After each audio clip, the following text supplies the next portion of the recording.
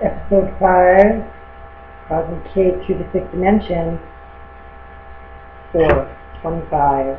Kosmick8 comes out of her meditation. And the themes of this episode are multidimensionality and service. The yoga pose and the breathing exercise is the camel, where we get on our knees and we stretch back, opening our heart. And the ujjayi breath is the breath that we use today, and it's kind of like Darth Vader, but we keep our mouth closed, kind of like more like Yoda. So I'll take you through the ujjayi breath.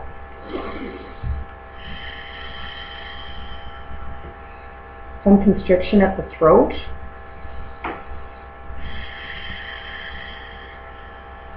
This is an excellent cleansing breath.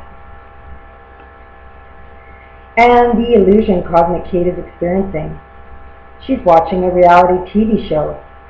Of course, she doesn't have a TV, but in somewhere, sometime, there was a reality TV show.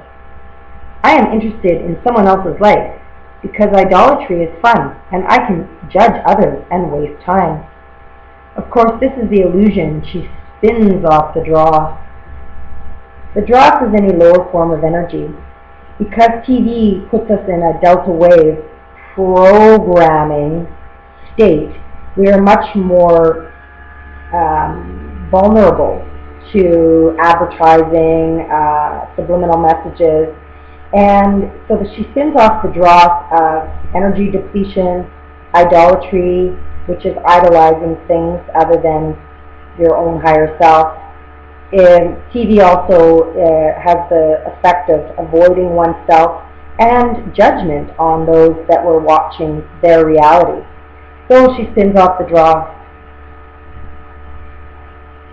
Kosmick8 then finds herself experiencing beta waves, which is a much higher frequency wave than the delta. And holding a rose quartz for self-love, she sits on the Canadian Shield, communicating with the rocks, trees, waters, and animals. How can I best serve? She contemplates. And you can see Kosmick8 hanging out with the fox and the brown bear, the birds, the trees.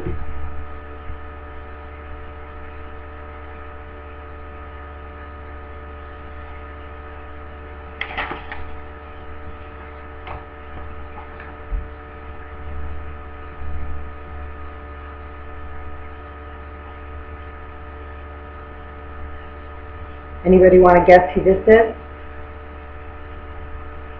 She then is having a sharing session in India with Gandhi. She feels a fire transmuting the energy from the third chakra up to her heart. So the solar plexus is a place where the fire element can burn away lower forms of ego inflation, and when we are able to bring that energy up and move it into our heart, we move into a higher vibration of unconditional love. And through the path of service, we forget about ourselves and our selfish designs on the world, and we begin to look at what we can do for others, and in turn for ourselves. Cosmic says to Gandhi, Gandhi, you proponed nonviolent action. Your ideas have much traction. How did your anger turn to love?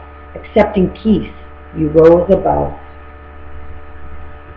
And Gandhi says, it does not work an eye for an eye, which does not mean you sit idly by, but with a plan to love all creation, you can liberate a nation.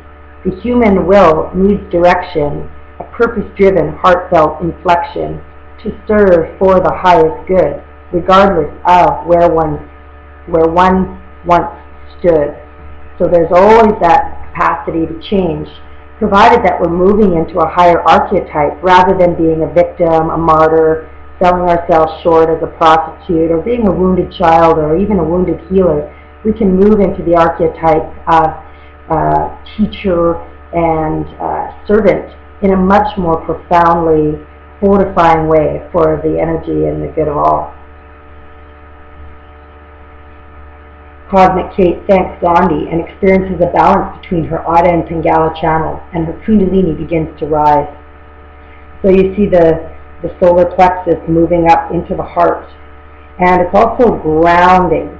So the Ida and the Pingala are similar to, or could be compared to, the sympathetic and parasympathetic nervous system. When they're in balance, we get the energy at the base of the spine moving up and fortifying all the centers of consciousness. So we have a current that moves, descends, and it's a manifesting current, manifesting the will of the divine, and a liberating current, liberating, moving up anything that does no longer serve.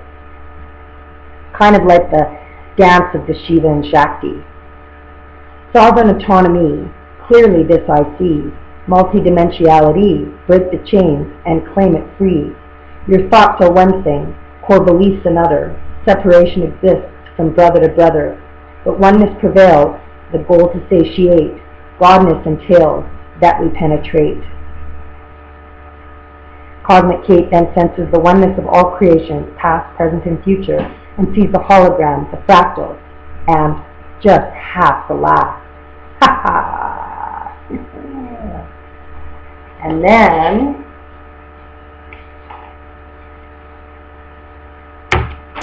she is catapulted to Golden in 2009 to hang out with her friend Steve in Parsons near Colby. He is the mathematical creator. And you see Steve here with his dream boxes that he builds on the levels of ascension. And down low, we have the war, we have the chessboard, we have the game of the matrix. And as we move up, all the way up to the unicorn, to the highly enlightened self,